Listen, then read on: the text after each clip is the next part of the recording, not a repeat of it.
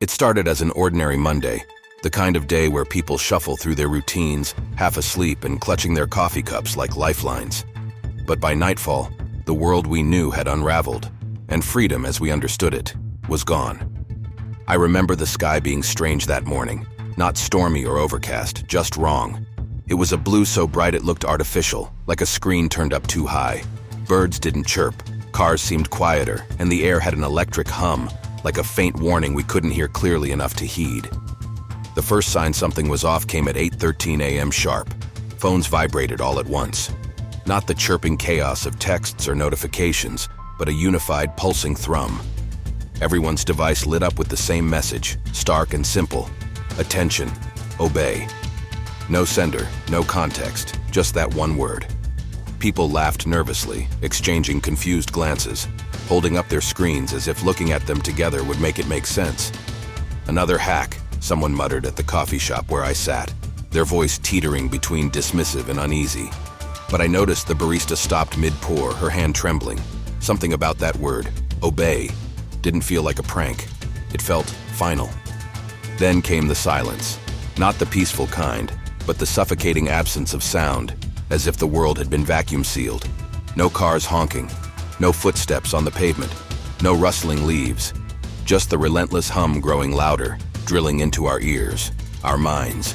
The barista dropped the coffee pot, shattering glass, and whispered, "Do you feel that?" I didn't answer. I couldn't. My throat closed as a pressure, intangible but oppressive, settled over my chest. Outside the cafe's window, people froze mid-step, their bodies stiffened, heads snapping toward their phones. They weren't looking at the screens anymore. They were staring through them. I bolted from the cafe, heart pounding, trying to shake off the sense of wrongness. Every direction I turned, more frozen figures stared blankly ahead, their mouths barely moving, whispering something. I strained to hear, but it sounded like static at first. Then the words sharpened: obey, submit, comply. That's when I saw her, an older woman crouched behind a parked car, her hand clamped over her mouth. Unlike the others, her eyes were alive with panic, darting from one frozen figure to the next. When she saw me, she waved frantically for me to join her. I hesitated. She yanked me down beside her and hissed, "Don't look at your phone, don't even touch it. That's how they get you." "Who?" I whispered back, though I wasn't sure I wanted the answer. "They." Her voice cracked. "I don't know what they are, but it's in the message. You read it, you're theirs." Before I could process her words, a man across the street twitched. He'd been staring at his phone, one of the frozen ones, but now his body convulsed like a puppet jerked by invisible strings.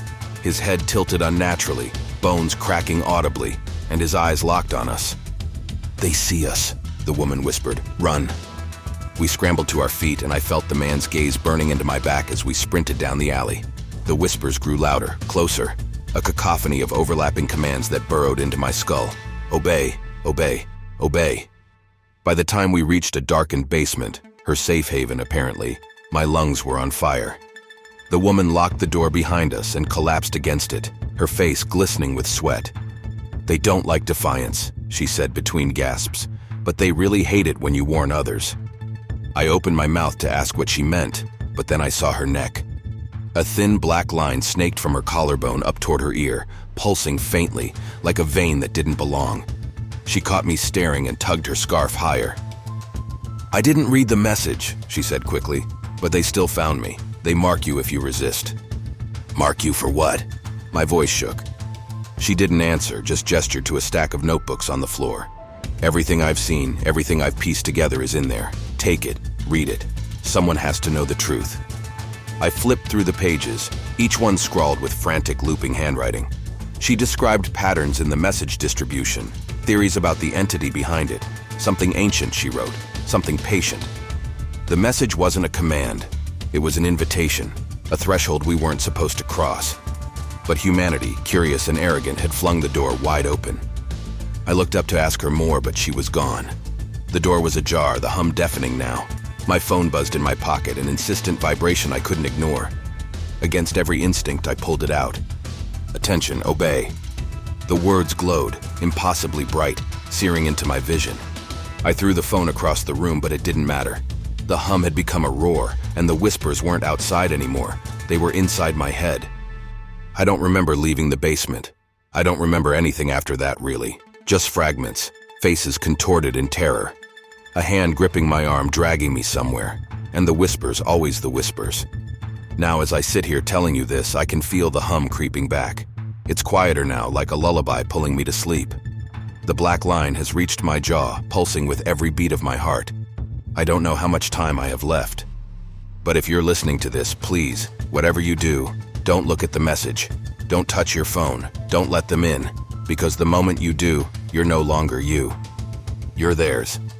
If you like this story and want more like it, don't forget to like and subscribe.